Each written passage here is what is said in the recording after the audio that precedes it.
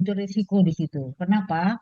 Harapan, target tidak sama dengan realisasi.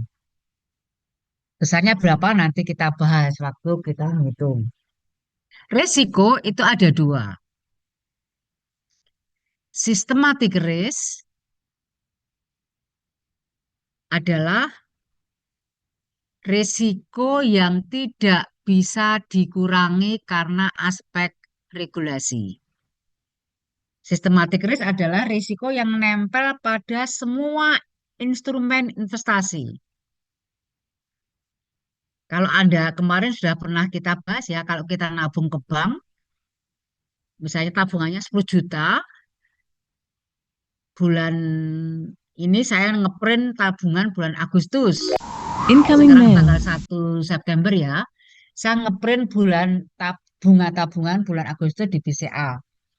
Berarti boleh coret-coret rekan-rekan 1/12 bulan Agustus kan 1 bulan dikalikan misalnya bunganya 3%, 3/100 dikalikan 10 juta. Saya ulang ya, Kak, saya ngeprint di bulan Agustus, bunganya berapa, returnnya berapa, berarti kan return awal Agustus 10 juta. Return akhirnya berapa? Uang pada akhir Agustus dikurangi uang pada awal Agustus dibagi uang awal Agustus. Uang akhir Agustus berapa? 1/12 1 bulan dikalikan 3/100 kalau tadi katanya 100%, 3%, dikalikan 10 juta. Ketemu angka A. Tapi regulasi di perbankan kita, semua pendapatan itu dikenai pajak. Maka di bawahnya ada tax rate 15%, 0,15 kalikan A. Berarti kan saya tidak dapat jadi nilai A. Nilainya berapa? A minus 15% kali A. Itu namanya systematic risk. Bisa dipahami? Tadi saya nabung dapat bunga 3%. Bulan Agustus 1/12 berarti 1 bulan. Dikalikan 3/100, 3%. Dikalikan 10 juta ketemu nilai A. Ini kan expected return saya. Ternyata kalau ditarik, Anda gesek melalui ATM, maka oh, jumlahnya nggak sebesar A. Kenapa? Dikurangi regulator yang mensyaratkan bahwa setiap transaksi pendapatan dikenai pajak. Pendapatan bunga kena pajak 15%. Progresif kalau nolnya 9 nanti ya banyak gitu ya. 0,15 dikalikan A. Berarti kan kita nggak jadi dapat A. Karena nggak jadi dapat A itu namanya systematic risk. Wulan mau bilang, Bu Fitri saya jajak ke bakso gitu kan. Sudah A dikurangi 15% kali A. Ternyata dikurangi lagi biaya administrasi 3.000. Jadi saya tidak dapat sebesar nilai A, tapi return saya sebesar A dikurangi 15% kali A, dikurangi 3.000 biaya administrasi. Itu namanya systematic risk. Yang nabung apapun kena pengurangan tadi, sehingga tidak terjadi yang direncanakan. Systematic risk adalah risiko salahnya, menyimpangnya expected return karena tadi tax rate dan biaya administrasi.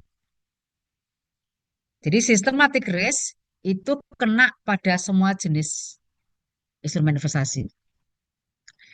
Systematic risk berikutnya selain regulasi adalah inflasi.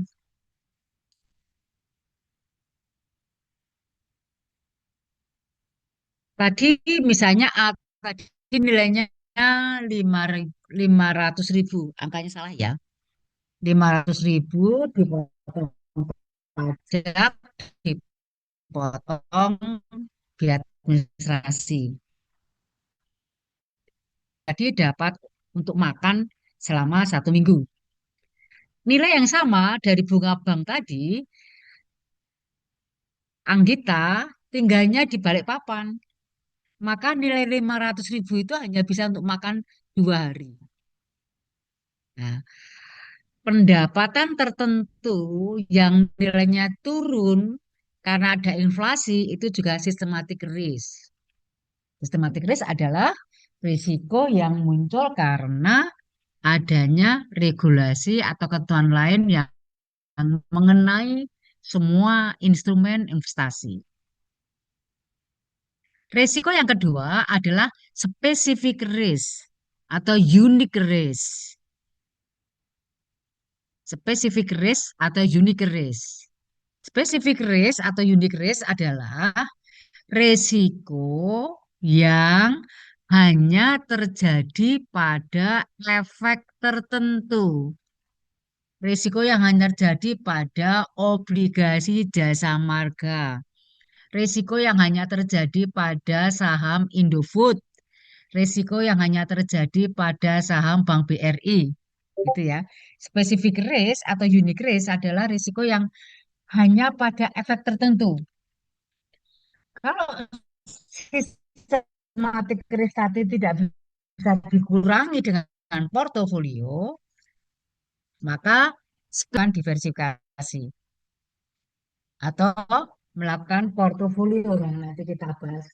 Materi ini kan sebenarnya 1 semester bentuk portfolio. Saya ulang ya, risiko ada dua, sistematik risk itu risiko yang nempel pada semua instrumen investasi yang membuat pendapatan kita, return kita tidak seperti yang kita rencanakan. Yang kena pada semua instrumen investasi. Yang kedua adalah unique risk atau specific risk, yaitu risiko yang terjadi pada instrumen efek tertentu. Gitu.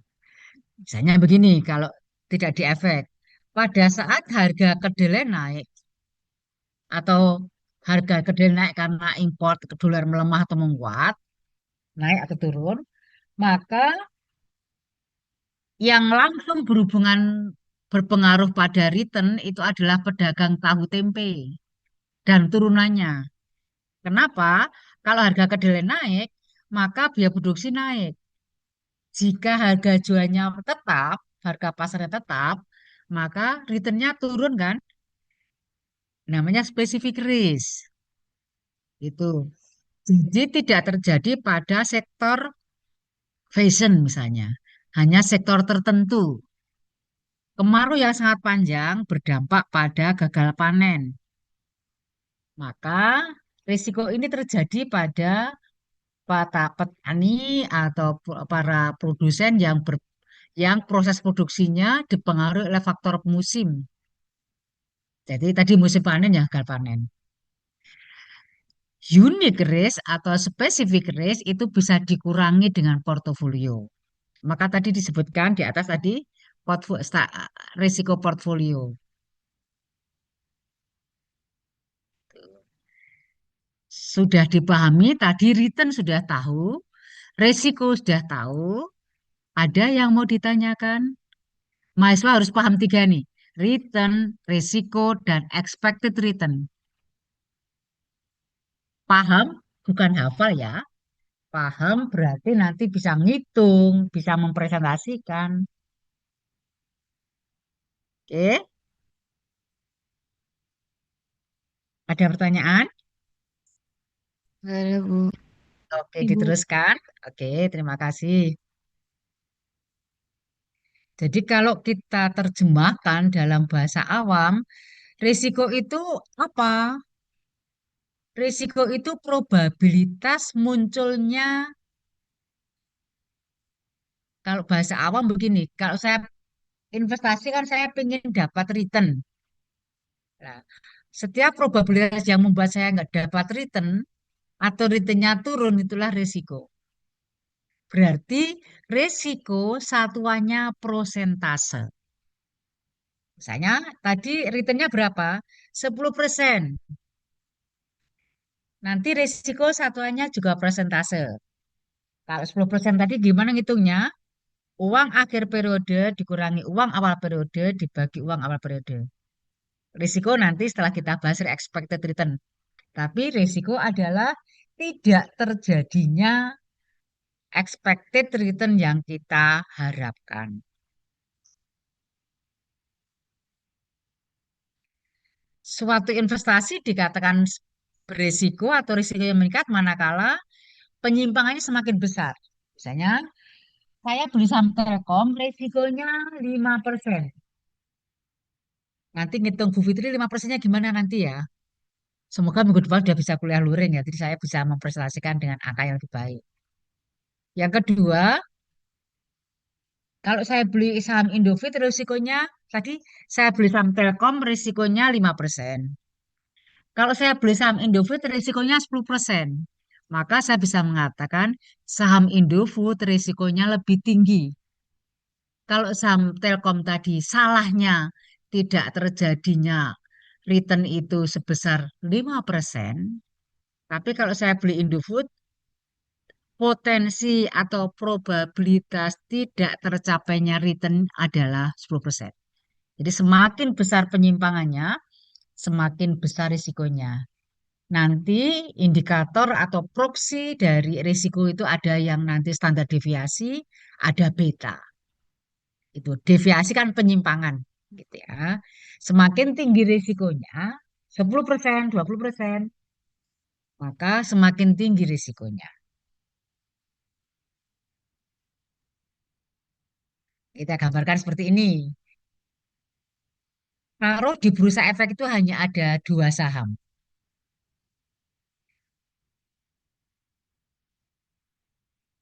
Ya, kita hanya ada dua saham, saham Y dan saham X. Saham Y ini di sini returnnya berapa? Returnnya minus 70. Di sini returnnya di atas 100. Kita lihat saham X, returnnya lebih kecil. Minusnya lebih kecil, tapi plusnya juga lebih kecil. Expected returnnya 15%. Kita abaikan dulu ya, ngitung expected returnnya nanti. Jadi tadi risiko adalah tidak terjadinya expected return. Probabilitas munculnya tidak angka 15. Menyimpangnya angka 15. Menyimpang tidak terjadinya angka 15. Lihat nih, expected return-nya 15. Kalau kita lihat dari dua grafik ini, saham X dan saham Y, mana yang risikonya lebih tinggi? Pakai definisi tadi. Risiko adalah, lihat ini, return-nya lebih tinggi nih. Nah, dari minus di sini lebih positif. Mana yang risikonya lebih tinggi, saham X atau saham Y?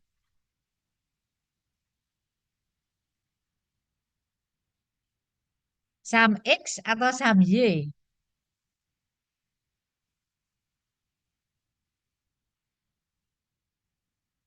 Aisyah, bisa sharing? Mana yang risikonya lebih tinggi, nak?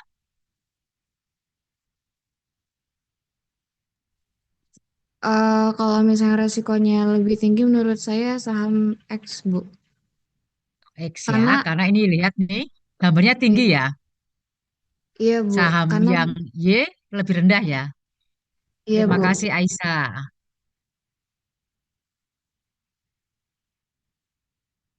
Risalul bisa menambahkan sepakat dengan Aisyah atau punya Sepa- pendapat beda? Sepakat Bu, karena risikonya tinggi Bu itu. Grafiknya Lebih tinggi, tinggi. ya lebih tinggi yang X Bu. Terima kasih. Tadi definisinya apa? Risiko adalah tidak terjadinya expected return. Yang benar, resikonya lebih besar yang saham Y. Kenapa? Lihat gambar ini. Resiko adalah tidak terjadinya atau salahnya angka 15.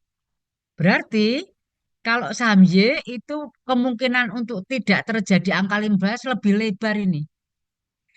Bisa minus 70, minus 60, minus 50, minus 40, 10, 11, 14.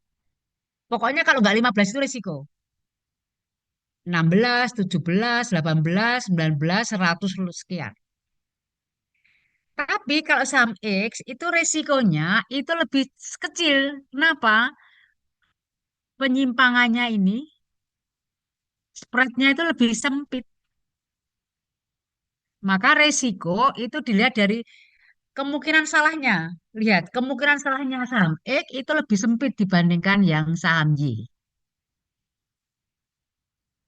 Gitu. Kemarin saya ceritakan yang disampaikan Aisyah sama Risa tadi benar. Kalau kita menggunakan definisi tadi di atasnya itu return. Tapi kan kita tadi menggunakan apa? Absesnya kan expected return. Gitu ya. Jadi risiko dilihat dari menyimpangnya, salahnya. Jadi ini garis ke kanan, geser ke kiri. Kan besar yang Y dibandingkan yang X. Maka risikonya besar yang Y. Aisyah paham sekarang? Paham, Bu. Oke. Ibu boleh, Jadi boleh nanya sebentar nggak, Bu? Dikit aja. siap. Yang Y itu yang warna pink ya, Bu? Atau yang warna Yang merah Y, ya? yang warna tempat saya pink. Oke, Ini makasih, yang Bu. Y nih. Yang Y yang ini. Ini lebih lebih lebar speednya. Yang X yang merah. Di tempat saya merah. Tempat Aisyah apa? Yang X. Sama sih, Bu. Cuma mau mastiin Oh, aja. sorry, sorry. Berarti berarti sama ya, sudah ya sekarang ya. Berarti risiko itu ini, geser kiri dan geser kanan, tidak terjadi angka 15.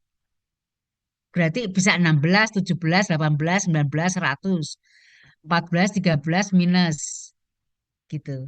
Maka besarnya salahnya angka 15 itu lebih kecil yang X. Yang lain ada yang mau ditanyakan sampai di sini? Ini konsep yang sangat basic untuk bisa membaca risiko. Oke, nggak ada. Ini coba kita lihat ya. Ini adalah return dari lima macam eh lima macam instrumen efek. Saya bacakan satu persatu ya. Nih, tadi risiko itu standar deviasi. Risiko itu standar deviasi. Tadi sudah ya, return sudah, sorry, risiko sudah. Yang ketiga sekarang expected return. Boleh di note, boleh dicatat ini. Kalau return tadi selisih antara uang akhir periode dikurangi uang awal periode. Risiko adalah menyimpangnya dari expected return. Maka expected return adalah rata-rata return. Average ini ya, ini. Expected return itu bisa dihitung dengan dua metode. Metode yang pertama adalah metode objektif. Expected return itu dihitung dengan mean, median, atau modus. Waktu kelas statistik sudah belajar mean, median, modus kan? Jadi kalau tadi saya minta Aisyah ngitung return bulan Agustus, return saham Telkom bulan Agustus, maka return tanggal 1 tambah return tanggal 2 tambah return tanggal 3 tambah 4 seterusnya dibagi N. Itu namanya min. Kalau modus berarti jumlah return yang paling muncul selama 1 bulan Agustus.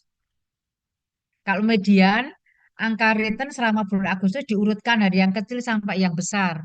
Dipilih yang tengah-tengah. Jadi paham ya? Average return atau expected return ini angka ini 17,5, 12,4, 6,2, 5,8, 3,8 itu dihitung dari mana? Dari bisa min, bisa median, bisa modus. Min adalah rata-rata return, return 1 tambah return 2 tambah return 3 dibagi 3. Kalau tadi pakai median berarti return yang paling tengah, kalau modus return yang paling sering muncul. Metode yang kedua menghitung expected return adalah menggunakan metode subjektif, yaitu probabilitas dikalikan return. Nanti minggu depan saya jelaskan bagaimana ngitung probabilitasnya gitu ya. Sekarang dipahami dulu. Ada dua metode menghitung expected return. Yang pertama pakai metode objektif, yaitu min, median, modus. Yang kedua pakai metode subjektif, yaitu probabilitas kalikan return. Ini berarti kalau kita baca ini, kalau Anda beli saham-saham perusahaan kecil, small company stock, saham perusahaan kecil, maka boleh mentargetkan return atau rata-rata return atau expected return sebesar 17,5%. Dengan risiko sebesar, standar deviasi itu kan salahnya, menyimpangnya, dengan risiko sebesar 33,1%. Misalnya nggak usah pakai bulat ya, nggak usah pakai koma. Sementara kalau Anda beli saham perusahaan besar, large company stock, maka average return-nya turun 12,4. Risikonya naik. Enggak, risikonya turun 20,3. Dari dua angka ini kita membuktikan kuliah kemarin high risk, high return, low risk, low return. Dari sini kita kelihatan bahwa ceteris paribus saham perusahaan kecil resikonya lebih tinggi dibandingkan saham perusahaan besar. Lihat tuh di situ. Risiko saham perusahaan kecil, UMKM gitu, atau CV, PT tertutup itu 33. Jadi salahnya 33%. Sementara kalau risiko perusahaan besar itu hanya 20. Yang kedua, yang ketiga, kalau Anda beli obligasi surat utang korporasi jangka panjang, long term corporate bond, jadi obligasi dari perusahaan swasta jangka panjang, 10 tahun, 20 tahun begitu, akan menghadirkan return 6,2. Ingat ya, return bukan kupon ya. Kemarin sudah sepakat ya, return bukan kupon. Karena saya bisa dapat return dari dulu saya belinya diskon atau saya beli zero kupon bond kemarin ya. Kemudian yang kedua, risikonya 9%. Sorry, 8%.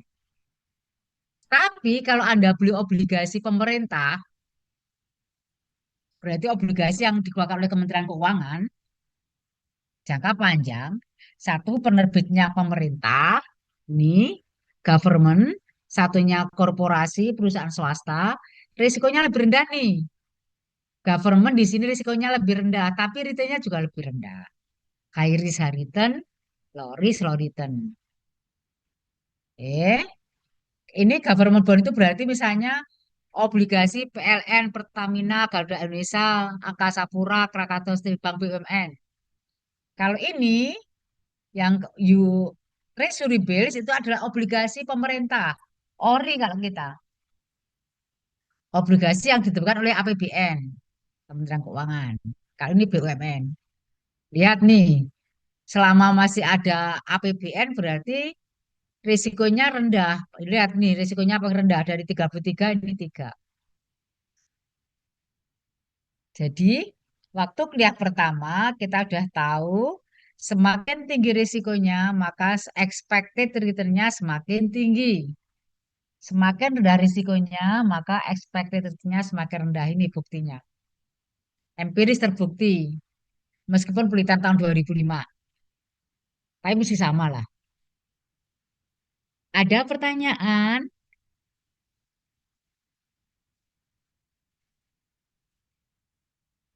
Oke, saya yang bertanya kalau begitu. Tolong dibaca bagaimana bacanya small company stock return average rate-nya 17,5%, risikonya 33%. Nggak usah pakai koma. Bacanya bagaimana? Memaknainya angka ini bagaimana? Tadi yang jawab Risa sama Aisyah. Yang lainnya yuk.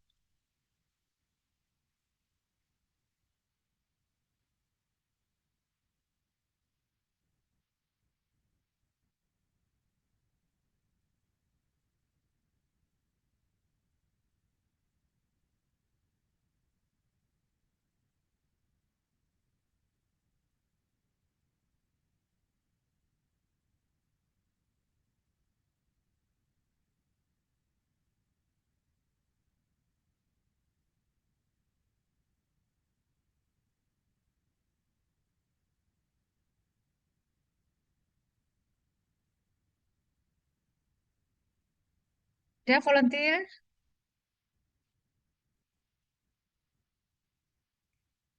Small company stock average return, expected return, tadi min median modusnya ketemunya 17%. Resikonya standar deviasi 33.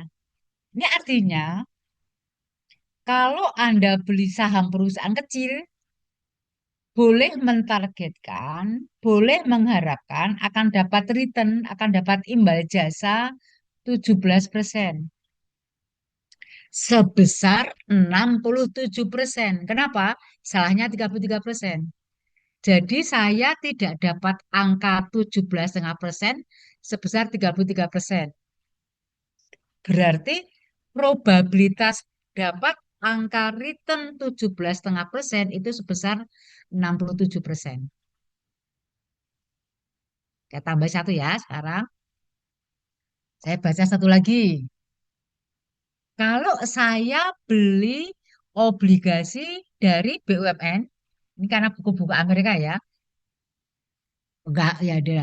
Kalau saya beli obligasi pemerintah, nih, Treasury Bills itu obligasinya pemerintah Amerika, saya mentargetkan saya akan dapat return sebesar 3,8 sebesar 97%. Kalau tadi berapa? 67%. Kalau di sini 97 hampir sempurna kan? Kalau risikonya 1%, berarti saya masih dapat return 3,8 sebesar 99%. Salahnya hanya 1%. Salahnya kenapa? Misalnya karena ada kebakaran, karena ada force major atau apa. Sehingga nggak dapat angka 3,8%. Sudah bisa dipahami? Saya baca sekali lagi. Kalau saya beli saham perusahaan besar, stock company large ini ya, saya akan dapat imbal jasa atau return sebesar 12,4. Kok akan Bu Fitri? Kan belum beli. Tapi Anda kenapa beli saham Telkom? Karena diharapkan berikan rata-rata return sebesar 12%. Dari mana? Dari min, median, modus tahun sebelumnya, historis. Sebesar 80%. Kenapa? Salahnya 20%. Ada pertanyaan? Belum, Ibu. Belum, Bu. Terima kasih kalau. Belum, Ibu. Oke, kita teruskan ya. Aman ya. Iya, Ibu, Nih, aman. Azara, coba ambil kertas Anda. Ambil kertas. Ini bacanya gini ya. Ambil coret-coretan ya. Probabilitas itu kemungkinan terjadinya suatu peristiwa. yang ke sana, Trisribil itu di obligasi pemerintah. HT, KUL, ini nama-nama saham. Gitu ya. Anda tulis ini, tulis 3 kolom saja. Ekonomi, probabilitas, dan HT. Aduh, sorry. Anda tulis 3 kolom. Yang pertama ekonomi, probabilitas, HT. Tulis sampai ke bawah hanya 3 kolom saja. Resesi 10%. HT minus 27. Below average, probabilitasnya 20%. Minus 7. Average, probabilitasnya 0,4. 15%. Above average, probabilitasnya 20%. HT, returnnya 3%. Boom atau masa makmur 10%, 45%. Ditulis dulu. Kolom ekonomi, kolom probabilitas, dan kolom saham HT.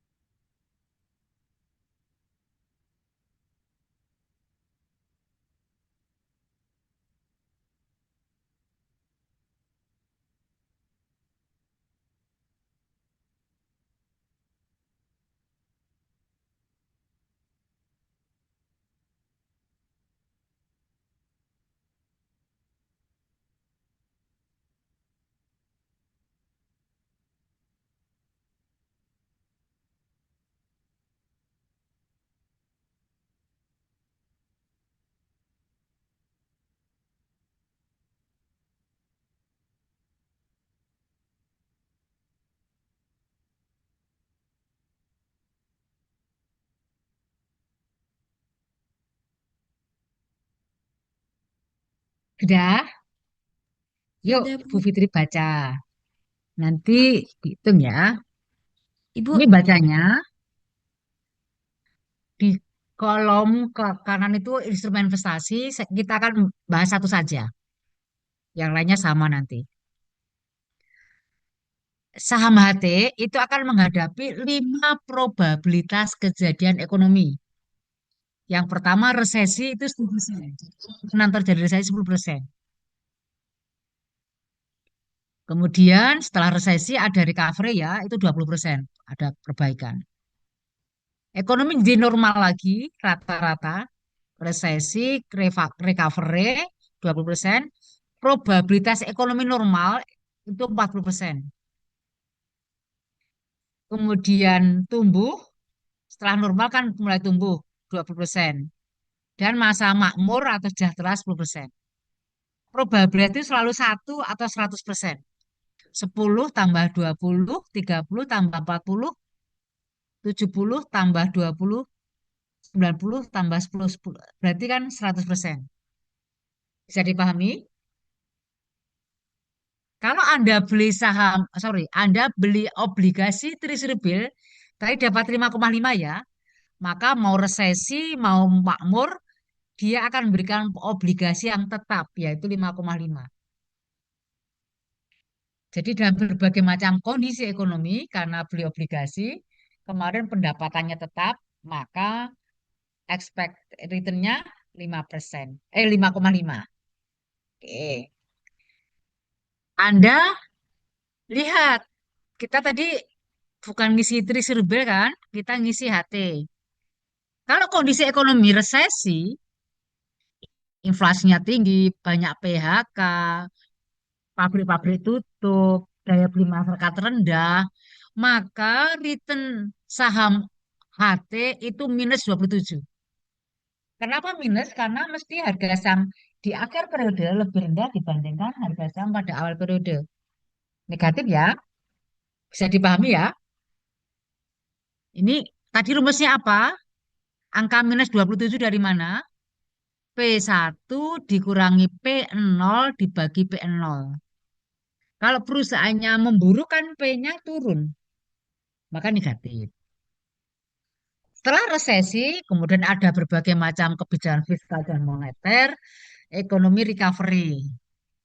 Mulai ada penarikan karyawan, karyawan mulai buka meskipun belum 100%. Ya, minusnya 7 turun ini lihat nih. Setelah kondisi ekonomi normal, maka returnnya 15. Kondisi tumbuh, maka 30. Dan saat makmur 45. Tolong hitung expected return saham HT. Di kolom berikutnya. Tadi kan isikan di kolom keempat. Kolom ketiga, pertama ekonomi. Kolom kedua probabilitas. Kolom ketiga saham HT. Hitung expected return.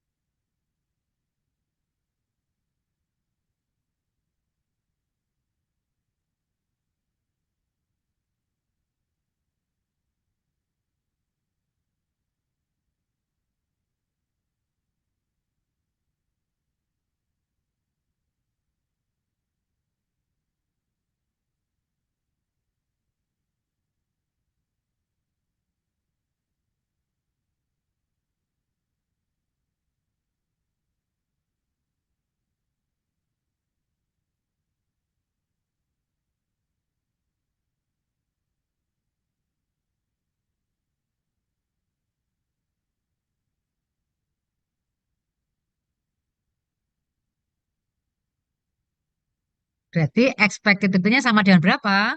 Tadi rumusnya apa? Probabilitas dikalikan return. Berarti expected return saham HT adalah minus 27 kali 0,1 plus minus 7 kali 0,2 plus 15 kali 0,4 plus 30 kali 0,2 plus 45 kali 0,1. Saya ulang ya. Expected return Rusma tadi ada dua macam ya. Objektif dan subjektif. Kalau objektif mean median modus. Kalau subjektif tadi rumusnya apa? Probabilitas dikalikan return. Maka kalau disuruh menghitung expected return sama HT sama dengan minus 0,27 kalikan 0,1 plus 0,07 kalikan 0,2 plus 0,15 kalikan 0,4 plus 0,3 kalikan 0,2 plus 0,45 kalikan 0,1 sama dengan itu namanya expected return. Kalau saya beli saham kul berarti rumusnya apa? Expected return-nya sama dengan 0,27 atau 27% kalikan 0,1 ditambah 0,13 kalikan 0,2 ditambah minus 11 kalikan 0,2 ditambah minus 21 kalikan 0,1. Begitu ya. Bisa dipahami ya, ngitung expected return ya. Bisa Ibu. Bisa, Oke, Bu. makasih Sarah. Bisa, Ya Bu. Bu. Oke. Nah, ini tadi sudah ya ke sana. Nanti kalau soalnya di buku itu kalau nggak salah Pak Elton suruh ngitung saham-saham, beberapa saham gitu ya. Tapi konsepnya ini dulu. Saya memberikan konsep dulu. Kalau ditanya tandanya resesi apa? recovery apa, normal apa, itu kan selalu dinyatakan oleh Bank Indonesia atau Kementerian Keuangan.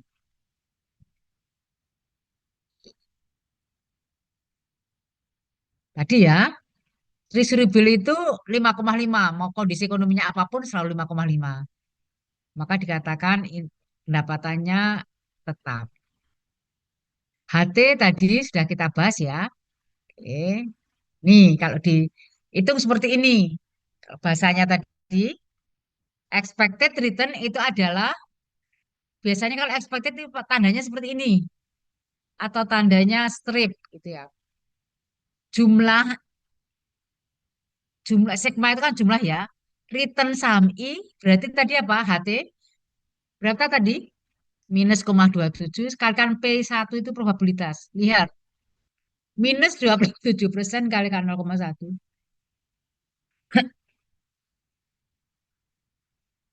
Ketemunya 12,4. Jadi bacanya expected return atau rata-rata saham HT itu adalah 12,4%. 12,4% dikalikan return itu namanya risiko.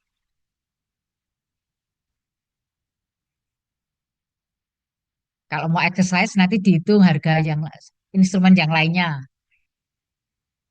Ya,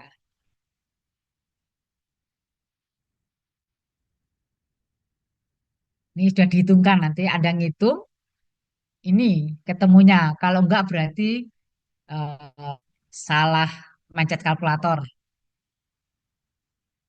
Sementara pakai kalkulator jangan pakai Excel dulu ya pada saat exercise. Bahwa nanti bekerja pakai Excel itu pakai kalkulator dulu. Untuk melatih kecermatan sebenarnya. Bukan jadul untuk melatih kecermatan. Ya, nanti coba dihitung expected return-nya tadi dari saat du- dari 5 instrumen tadi ya. Ada HT, ada market, ada USR, ada Treasury, ada pool. Mana yang expected return-nya paling tinggi? HT. Berarti resiko paling tinggi dari instrumen efek tadi adalah HT.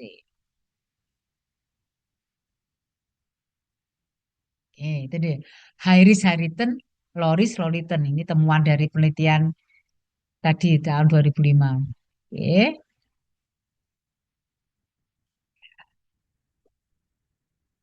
Tadi definisi sudah tahu, rumusnya sudah tahu, ini rumus risiko. Tadi rumus return sudah ya, akhir dikurangi awal dibagi awal. Expected return min median modus atau probabilitas kalikan return. Ini tadi, probabilitas kalikan return. Ini expected return. Risiko atau standar deviasi, ini ada seperti ini. Nanti ada beta juga, nanti ada kovarian, tapi kita satu-satu dulu. Yang Pak Ekon sudah pakai beta, supaya Anda paham dulu pakai ini. Sehingga Anda bisa paham, oh kalau statistik ngitung standar deviasi itu untuk ini toh. Gambar 5% dua ekor kanan kiri di garis-garis itu ini toh. Gitu ya. Ini aplikasi dari kuliah statistik. Lihat nih, risiko atau standar deviasi itu adalah akar sigma I plus N kali, lihat, return I minus rata-rata return pangkat 2, karena akar berarti kan pangkat 2 ya, kali probabilitas I. Coba Anda hitung risiko HT tadi, dihitung di bawahnya. Tadi HT sudah toh, returnnya berapa tadi? -27, sorry, HT returnnya -27, -7, 15, 30, dan 45. Itu return. Probabilitasnya ini, probabilitasnya tadi, probabilitasnya tadi 10, 20, 40, 20, 10. Nah, Yuk, hitung resiko saham HT.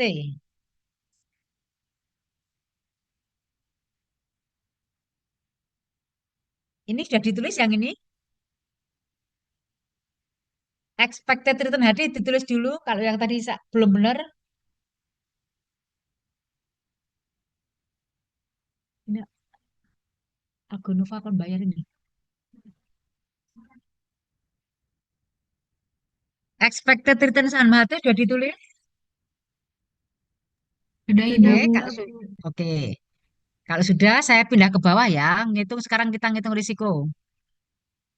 Nah, pakai ini. Hitung resiko saham HT. Kalau sudah tahu konsepnya, nanti kalau mau pakai Excel nggak apa-apa. Tapi konsepnya tahu dulu.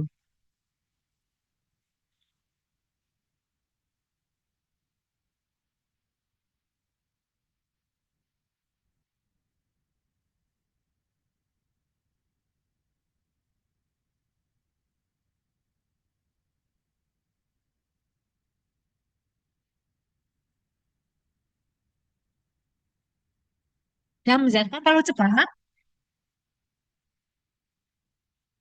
terlalu cepat bilang ya.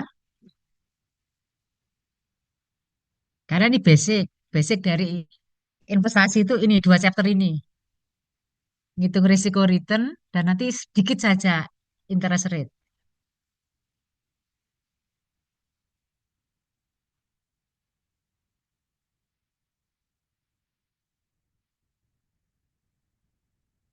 Lihat, berarti risikonya ngitungnya gimana? Seperti ini.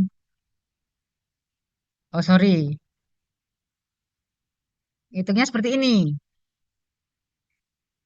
Ada tulis. Return satu tadi berapa?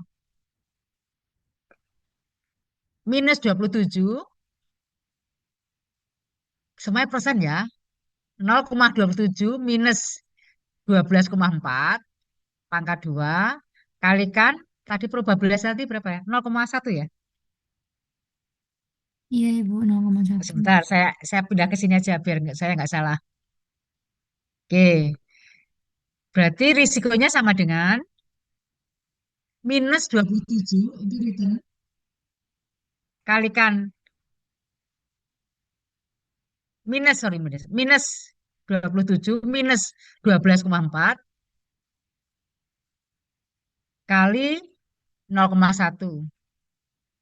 0,1 probabilitasnya. Saya ulang. Minus 27 minus 12,4 kalikan 0,1 ditambah minus 7% minus 12,4 kalikan 0,2. 15 minus 12,4 kalikan 0,4.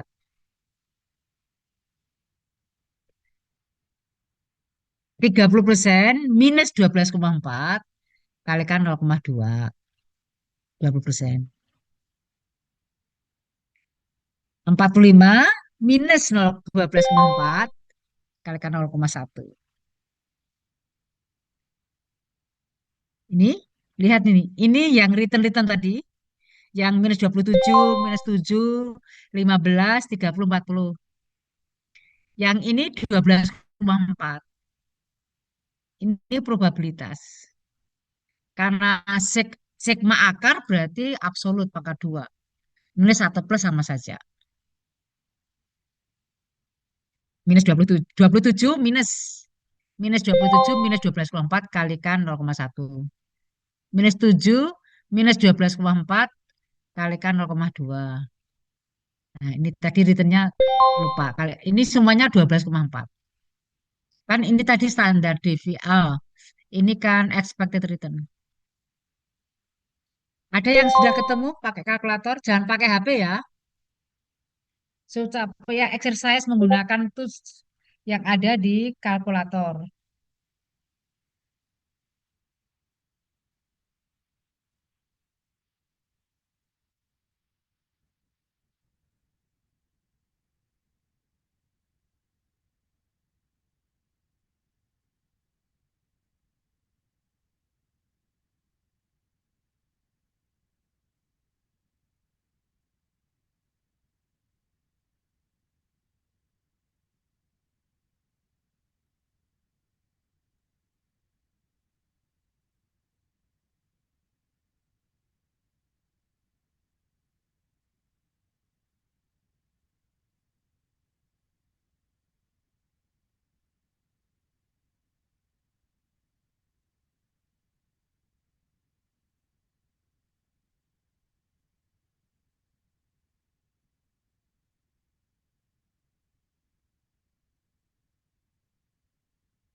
Oke, udah ketemu? Ini ketemunya. Resiko HT ketemunya harusnya 20. Ada yang ketemu 20?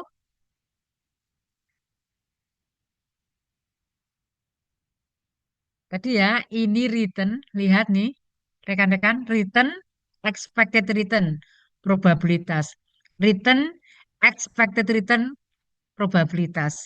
Return, expected return, kali berapa? Karena akar pangkat berarti sama dengan pangkat setengah ya. Dulu waktu belajar matematika SMP saya udah lupa. Oke, ada pertanyaan, nanti di exercise satu. Dan ngitung standar deviasi cool atau USR atau apa. Supaya paham saja, paham konsepnya. Oke, ada pertanyaan?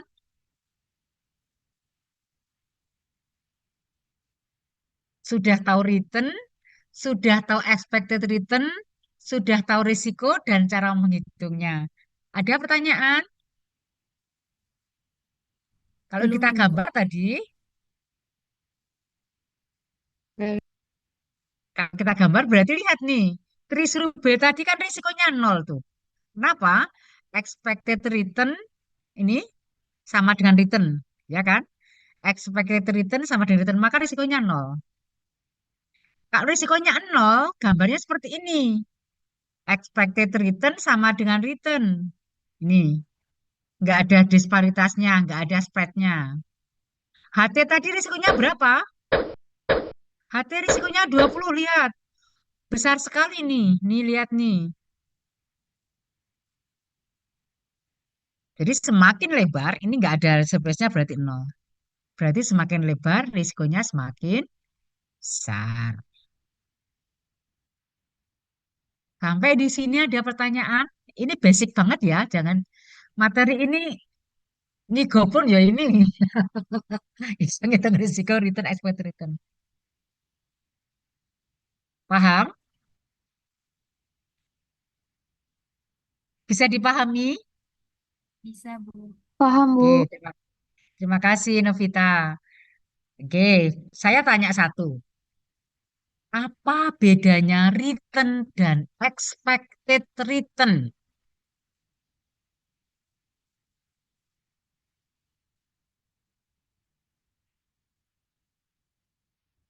Apa bedanya return dan expected return?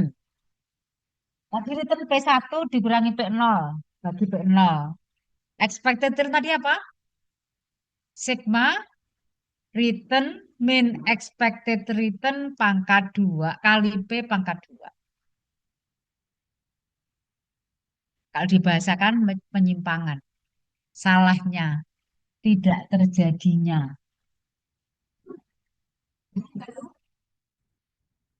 Bedanya return dan expected return.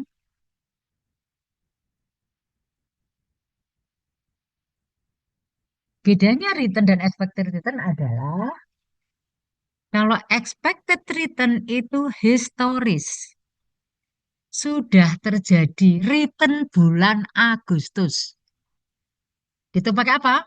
Min, median, modus. Kalau Anda ngitung min, median, modus kan harus sudah terjadi. Data historis. Probabilitas kalikan return kan sudah terjadi. Ya kan? Tadi 12,4 tadi kan sudah terjadi. Return harus ada dua transaksi. Jadi yang satu belum terjadi. Kalau saya masuk bursanya dengan buy, maka harus ada sell. Kalau saya masuk bursanya sell, kemarin short selling, maka saya harus buy. Jadi bedanya hanya itu. Nggak bisa disuruh ngitung return bulan September 2025. Kenapa? Ya kalau tanggal 1 boleh. Kalau tanggal 20 September belum bisa. Itu ya. Ada pertanyaan?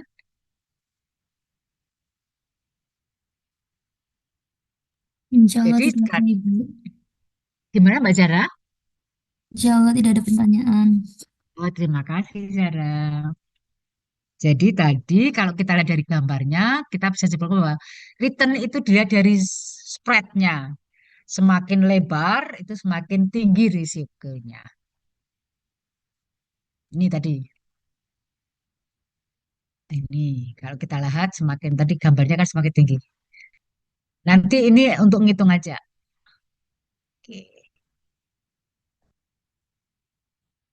Ah, salah satu indikator itu tadi standar deviasi ya. Nanti kalau sahamnya itu Anda sudah buat portfolio, kan nggak mungkin beli sahamnya satu. Maka nanti risikonya itu ada kovarian. Kovarian itu apa? Ini kovarian bacanya. Kovarian atau koefisien of variasi adalah rumusnya, oh, adalah dulu. Kovarian adalah arah pergerakan bersama-sama. Dua efek atau lebih. Arahnya. Cara ngitungnya adalah standar deviasi. Tadi berapa standar deviasinya? Ini, ini standar deviasi itu yang risiko ini dibagi expected return.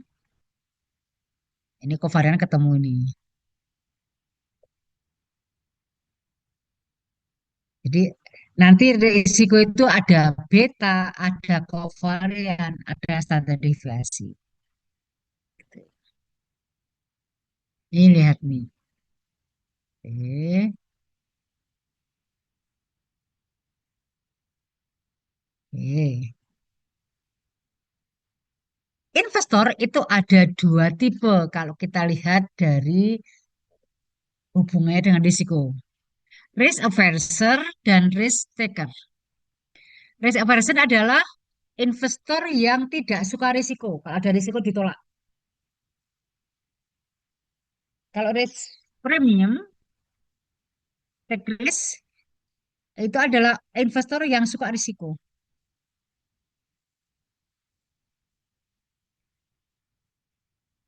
Misalnya Zara bertanya, tidak suka sama suka kategorinya apa?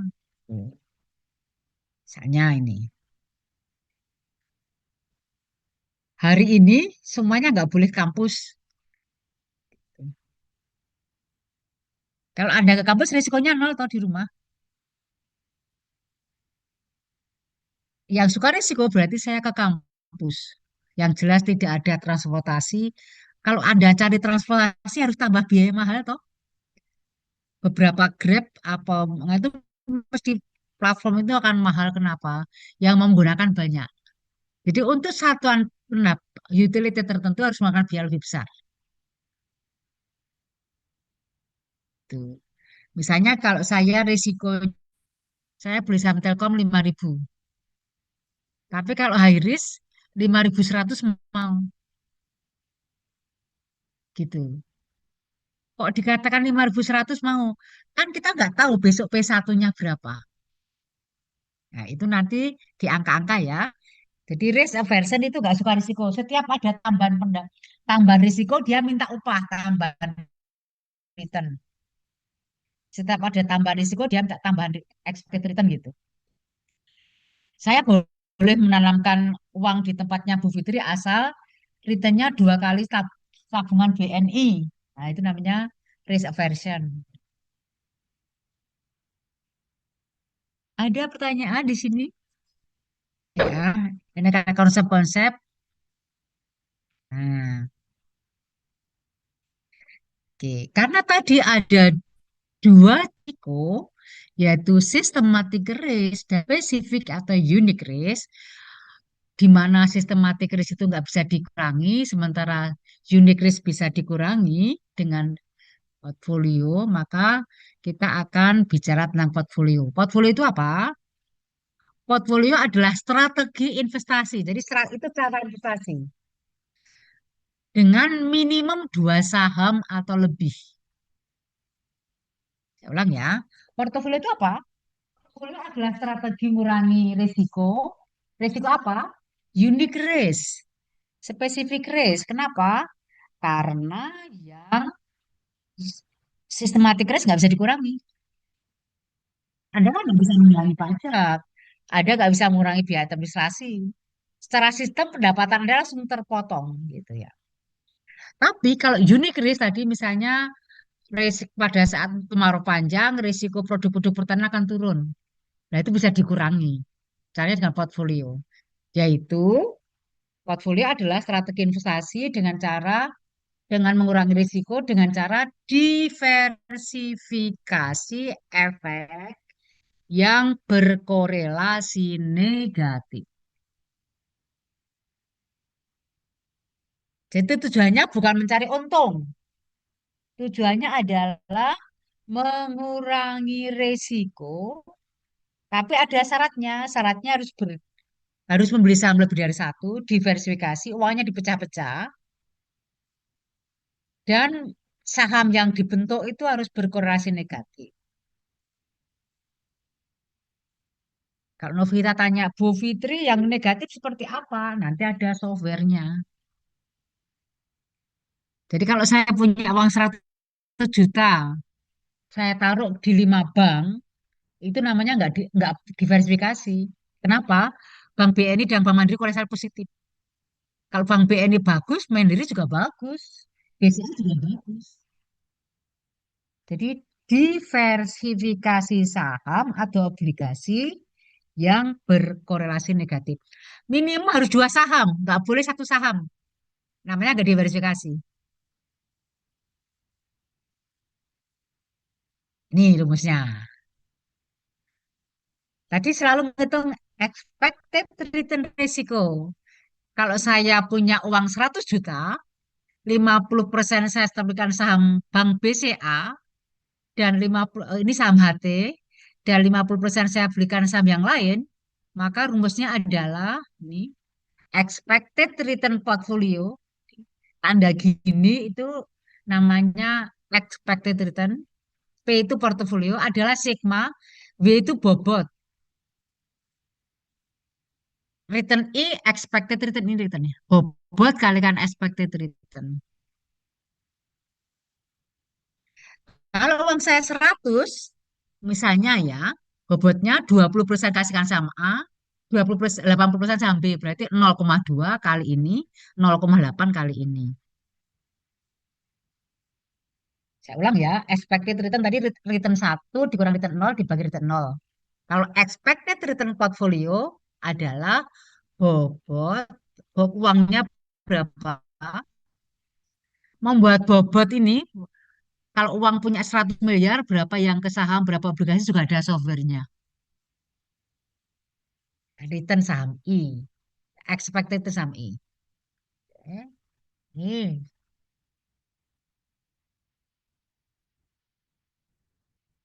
dimasukkan misalnya 50-50.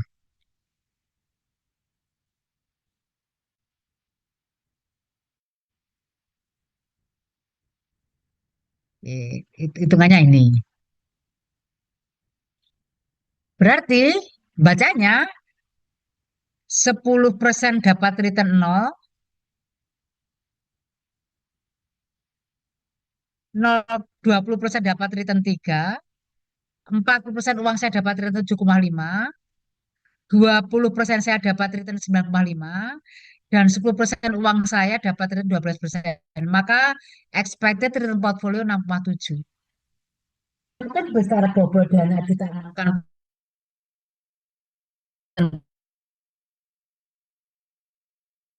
Tadi rumusnya apa?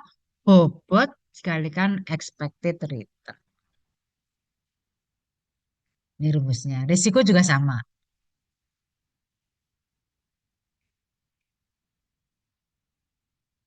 Oke. Sampai di sini ada pertanyaan. Belum ada, Bu. Nanti portfolio ada. Oke. Ini kurang lebih chapter 8 sudah selesai secara konsep. Ini kalau gambarkan ya, ada 2 saham, saham W, saham M. W ini, lihat, saham W itu lihat risikonya tinggi sekali. Habis dapat return 25 langsung delosor ke minus 10. naikkan lagi 25 ke 5. Risikonya, risiko itu lihat, lihat ini, disparitas ini, turun, naik, turun, naik. Saham Y ini minus 10, naik 25 ini. Ini namanya berkorelasi, ini yang turun, ini yang naik. Maka kalau dua saham ini digabungkan, itu bagus. Risikonya nggak akan setebal ini, risiko jadi seperti ini. Lihat nih. Ini kalau saya beli saham B, ini saya beli saham M, kalau saya gabung portfolio maka risikonya akan seperti ini. Ini kalau korelasinya satu. Kalau korelasinya ini begitu. Oke. Nih tadi kan ada risiko ya. Ini market risk. Tadi wujudnya apa nih? 0 sampai 20 ini. Market risk itu sama dengan systematic risk tadi apa? Mau 20 tahun, 10 tahun, 30 tahun, 40 tahun ditanya di pajak, biaya administrasi, inflasi. Jadi semua investasi itu akan kena 20%. Risiko berarti salah, nggak dapat. Begitu spesifik risk, maka tadi gambar yang M dan B tadi semakin banyak, maka akan semakin turun risikonya. Lihat, risikonya dari 35 turun menjadi 21. Bu Fitri bisa nggak 10? Nggak bisa. Maksimum 20. Kenapa? Ada tax rate, ada inflasi, ada biaya administrasi. Maka yang bisa dikurangi yang ini. Yang tadi, unique risk atau specific risk.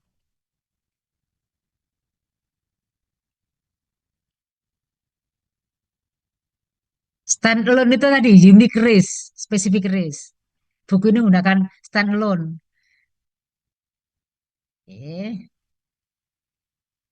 Risiko adalah market risk, systematic risk, dan unique risk. Oke. Nah, bagaimana ngitung risiko? Salah satunya dengan menentukan harusnya kalau saya beli saham itu returnnya berapa? Nih, Anda bisa tulis ini. Kalau pakai CAPM, maka returnnya minimum sama dengan RF plus RM min RF kali beta. Ditulis dulu. Besok minggu depan saya jelaskan. Jadi kalau saya beli saham Telkom itu harus dapat return berapa? Sebesar RF. Ada yang tahu suku bunga acuan kita berapa sekarang?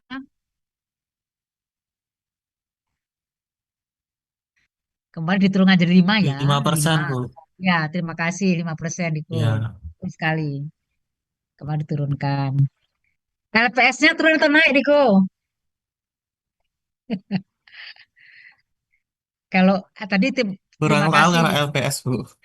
Ya, RM ini ya, RF itu buku acuan atau ada juga yang menggunakan ORI atau obligasi negara. RM itu return market. Kalau Riko tadi beli saham-saham syariah, maka pakai Islamic Index.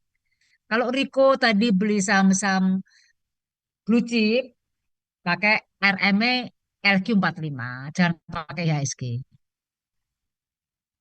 BI risiko saham Telkom misalnya gitu ya. Nanti pas pakai angka ya, ini konsepnya dulu. Terima kasih Riko. Riko Aisyah Zula tadi. Ya, Bu. Asara. Oke. Ada pertanyaan? Belum, Bu. Nah, yang ini enggak. Terima kasih Aisyah. Yang kayak gini nggak boleh salah konsepnya ya. Nah, beta nanti. Beta itu juga ukuran risiko.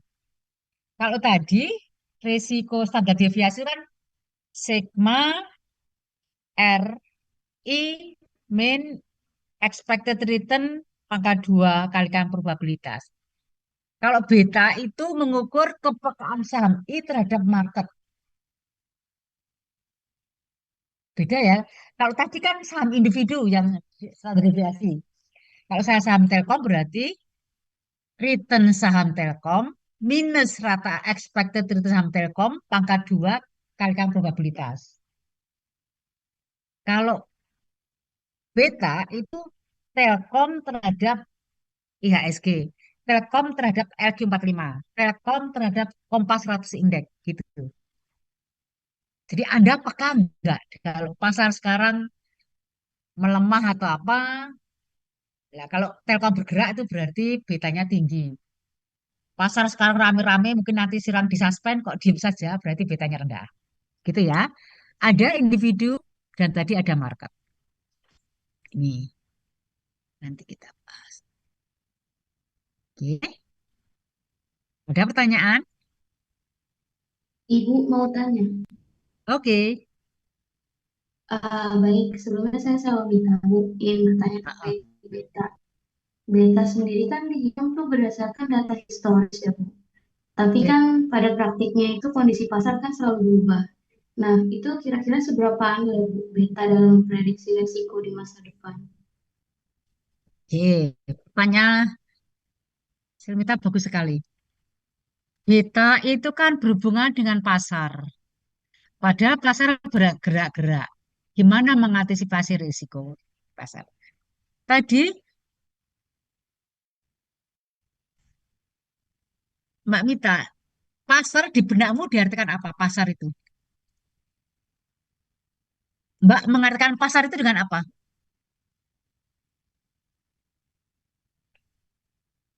Mengartikan pasar dengan apa, Mbak?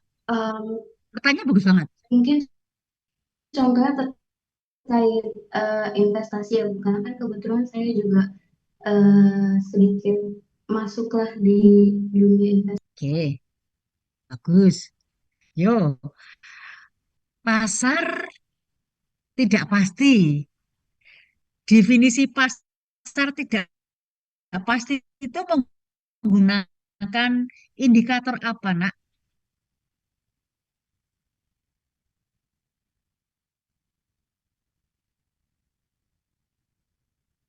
Pasar itu menggunakan indikator pergerakan harga yang biasa disebut dengan indeks tadi.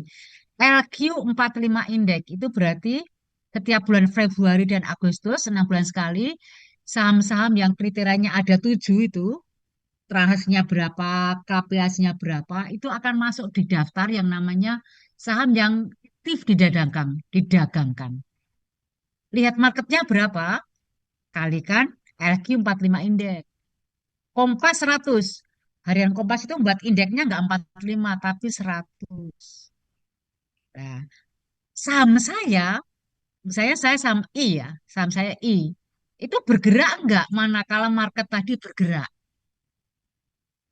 Kalau market bergerak, saya nggak bergerak, berarti beta I saya rendah. Resikonya rendah. Tapi kalau market bergerak, saya ikut bergerak, berarti beta saya tinggi. Bisa lebih besar dari satu ini. Kalau pasar bergerak satu, maka saham saya bergeraknya lebih besar dari satu itu berarti ini sahamnya lebih berisiko, is riskier, lebih berisiko dibandingkan rata-rata.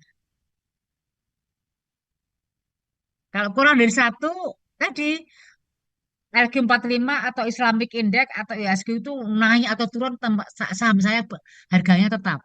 Itu berarti betanya kurang dari satu. Gitu, Mbak Mita. Terima kasih, Baik, terima Mita. kasih Bu atas jawabannya. Sarah, Aisyah, Rauf, dan Riko. Ya, terima kasih. Ada lagi? Ya,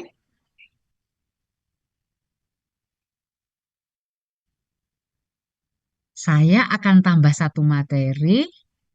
Ada pertanyaan dulu? Sedikit saja saya tambahnya, itu saya akan tambah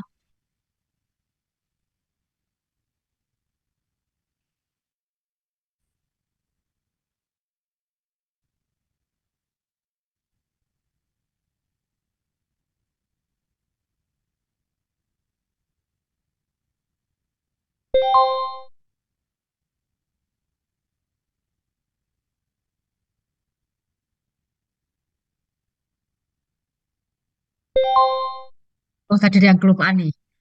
Ini memang tahun 2004 sih. Lihat nih, negara yang risikonya tinggi itu ini.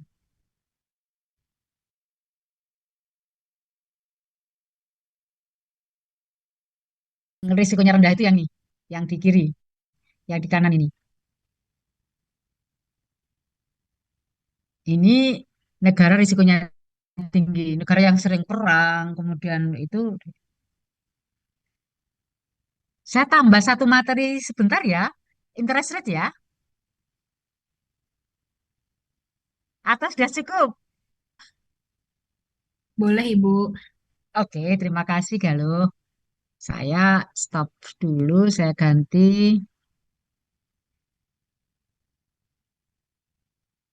sebentar aja. Tadi mana ya?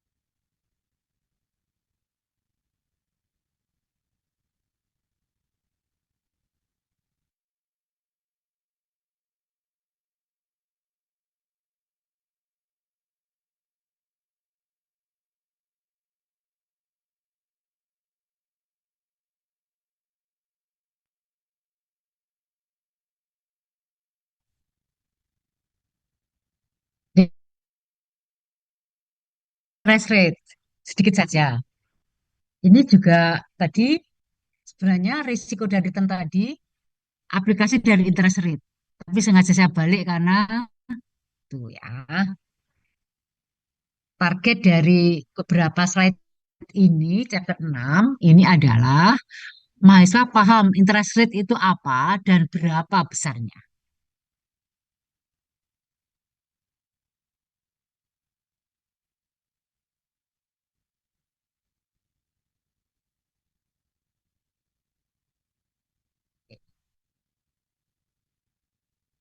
Faktor-faktor yang pengaruh suku bunga itu ada 4. Yang pertama adalah opportunity produksi. Jadi,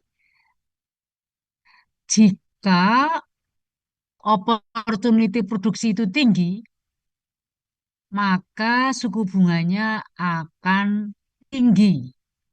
Kenapa? Begini, kalau saya punya uang, kemudian saya itu untuk usaha itu returnnya tinggi, maka saya nggak akan menabung di bank. Uangnya saya putarkan untuk produksi sendiri. Kalau saya tidak nabung, Galuh nggak nabung, Mita nggak nabung, Aca nggak nabung, Riko nggak nabung, supply demand-nya, supply uang di bank kan turun. Kenapa supply-nya turun? Karena orang nggak suka uang yang di tabungan diambil, bahkan untuk berproduksi. Sehingga supply-nya turun. Kalau supply-nya turun, demand tetap, maka harga dana akan naik. Yang pertama ya, semakin banyak orang yang memutarkan dananya sendiri, maka supply uang berkurang. Kalau supply uang berkurang, maka harga dana akan naik atau interest rate naik. Faktor yang kedua, preferensi konsumsi. Sekarang tanggal 1, Bu Fitri habis gajian nih, di rekeningnya masuk. Begitu gajian, langsung saya ke Amplas, langsung saya ke buka Shopee, gitu ya. Berarti kan uang di saldo mandiri saya kan nggak bertambah, bahkan berkurang. Kalau preferensi konsumsinya itu tinggi, maka suku bunganya akan tinggi. Kenapa? Tadi sama dengan yang atas, saldo di tabungannya berkurang, supply-nya berkurang, dana pihak ketiganya berkurang, permintaannya tetap, maka naik. Faktor yang ketiga yang pengaruh bunga adalah risiko. Tadi sudah kita bahas ya risiko ya. Semakin tinggi risiko, maka suku bunganya akan semakin tinggi. Anda nabung di bank BPR dengan di bank umum pemerintah atau bank umum swasta, bank asing, maka suku bunganya mesti tinggi BPR karena risikonya lebih tinggi. Apalagi Anda nabung ke teman Anda yang bukan bank, tinggi sekali. Pak, risikonya apa? Dibawa lari. Yang keempat, yang pengaruh faktor suku bunga itu adalah harapan atau ramalan akan inflasi. Semakin tinggi inflasi, maka suku bunganya akan semakin tinggi. Jadi ada 4 faktor yang pengaruh tinggi rendahnya suku bunga. Opportunity production, time preference consumption, dan risk dan expected inflation. Nah,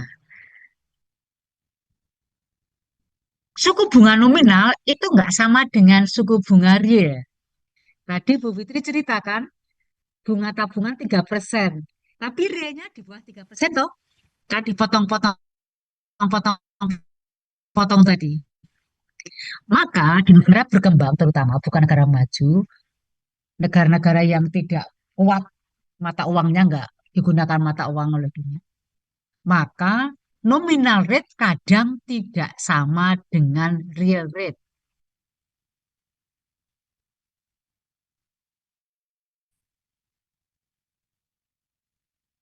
Nominal rate nggak sama dengan real rate. Kalau begitu, berapa besarnya suku bunga itu? Yang ini perlu dicatat. Kalau Anda investasi, itu minimum, ini returnnya, tadi return apa artinya? Imbalan jasanya. Jika saya nabung, maka imbalan jasanya minimum sebesar R bintang tadi RF. Tadi katanya Riko, RF itu suku bunga acuan. Kalau di Amerika, Treasury Bills. Suku bunga acuan Federal Rate. Ya, ini bisa obligasi pemerintah, tapi gunakan RF tadi, 7 days rate. Tapi tetap plus. Plus apa? Inflasi premium. Tadi saya dapat bunga 500. Hidupnya di Jogja. Riko 500 disorong. Inflasinya nggak sama kan? Maka karena Riko disorong, maka perlu tambahkan sejumlah tertentu. Inflasi premium. Kalau di ASN itu ada tunjangan kemahalan. Itu ada di daerah negara 3T itu dapat gaji atau tunjangan kemahalan. Itu inflasi premium. Plus lagi, default risk, risiko jika perusahaan gagal bayar. Plus lagi, liquidity premium.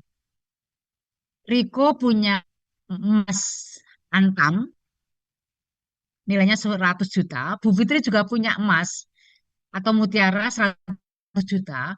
Maka liquid punya Riko. Karena yang Bu Fitri nggak ada quote-nya. Maka ada tambahan premium liquidity. Yang terakhir tambahkan maturity maturity risk premium. Galuh beli obligasi 3 tahun, Bu Fitri 30 tahun.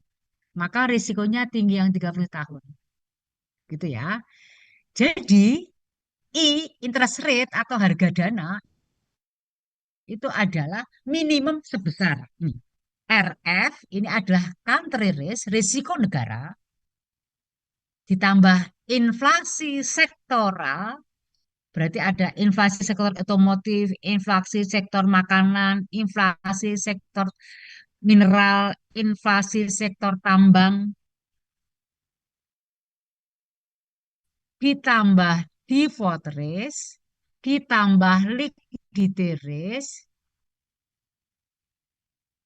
ditambah maturity risk. Dijumlahkan itulah harga dana yang disebut dengan interest rate. Jadi interest rate adalah harga dana atau upah menunggu dari dana yang diinvestasikan. Upahnya berapa? Ini plus ini plus ini plus ini plus ini.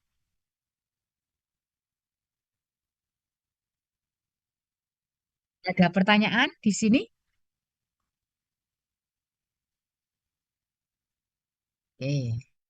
Tadi, kalau tadi kita kaitkan dengan cerita yang tadi apa?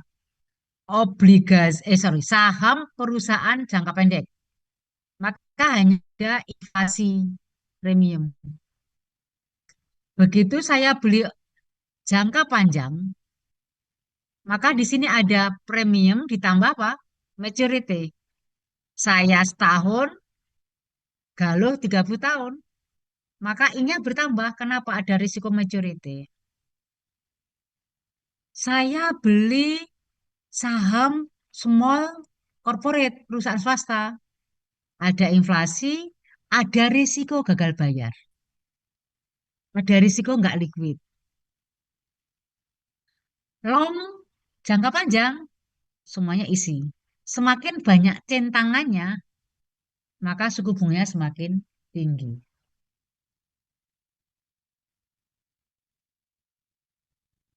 Jadi ingat, kalau ada obligasi atau surat utang yang ininya tinggi, ini berarti high risk. Jangan, aduh, alhamdulillah puji Tuhan dapat tambahan gitu enggak. Gitu ya. Oke, jadi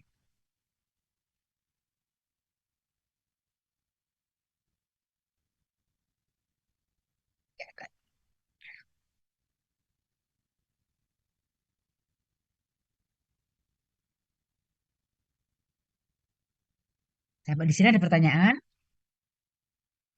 Oke. Yield. Yield adalah grafik yang menggambarkan pendapatan dalam jangka tertentu. Ingat ya, mesti saya terangkan ke depan. Yield tidak sama dengan return. Anda tulis dulu. Yield itu adalah return dibagi harga pasar atau investasi. Jadi kalau ada soal ujian pilihan itu ada yield, ada return. Maka biasanya dianggap sama, itu beda. Yield adalah return dibagi harga pasar. Besok pas saya terangkan di kelas.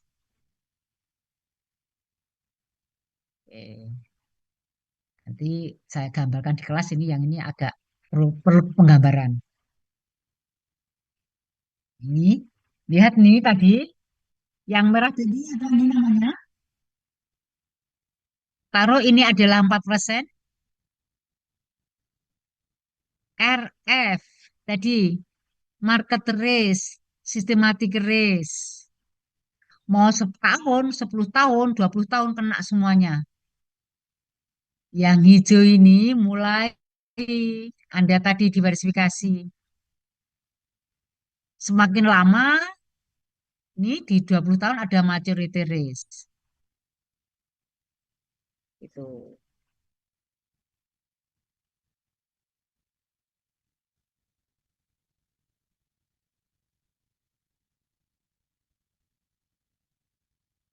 Lihat nih.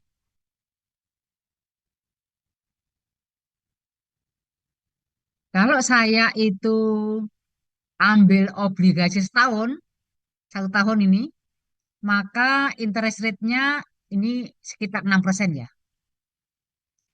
Begitu 10 tahun naik, begitu 20 tahun naik.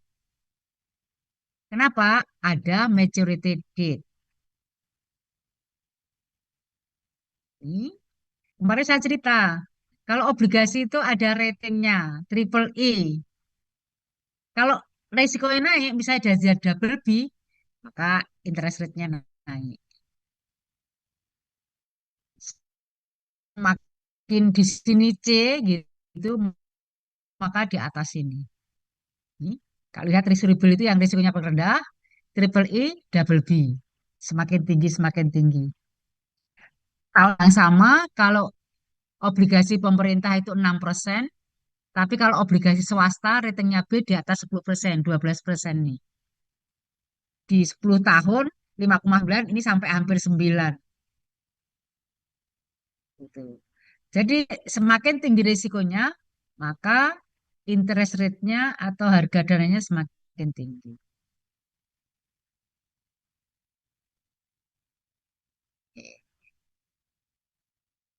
Oke lah, kurang lebih itu dulu. Nanti saya tambahkan eh, mulai minggu depan kita udah masuk instrumen investasi. Kemarin saya masih punya utang reksadana ya. Reksadana saya jelaskan sendiri karena supaya berpahaman. Jadi Anda bisa dua materi ini, chapter 6 dan chapter 8 dipahami konsepnya. Setelah itu kita masuk ke instrumen di pasar modal. Nanti dipresensikan secara manual. Sekarang nggak bisa presensi karena di Master jam ini, jam yang kemarin rekan-rekan usulkan untuk diganti hari Jumat itu, saya tabrakan. Jadi secara sistem nggak bisa presensi. Tapi tadi sudah dipresensikan sama Pak, secara manual sama Pak Aji, Pak Agung. Ada pertanyaan? Kalau tidak ada pertanyaan, terima kasih Mita, Ilalang, Galuh, dan yang lainnya. Bu, yang baru masuk Eh, apa di absen, Bu? Iya, gimana? Yang baru masuk apa di absen? Soalnya tadi sudah nggak tahu. Di absen sama admin. Jangan khawatir, Wahyu. Kalau ada materi yang nggak bisa, nanti bisa chat Ibu ya. Jaga kesehatan. Jika tidak penting, tidak usah keluar-keluar.